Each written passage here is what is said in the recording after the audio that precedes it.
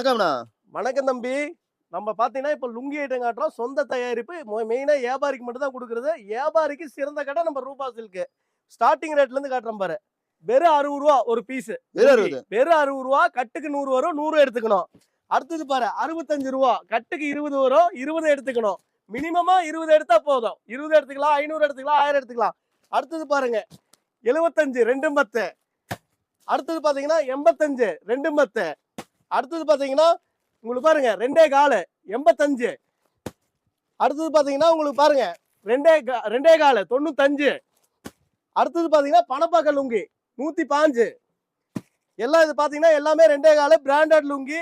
பணப்பாக்க லுங்கி சூப்பரா இருக்கும். மெயினா வியாபாரிகள் மட்டும் வாங்க. இங்க பாருங்க ஒயிட் வேணா ஒயிட் இருக்குது.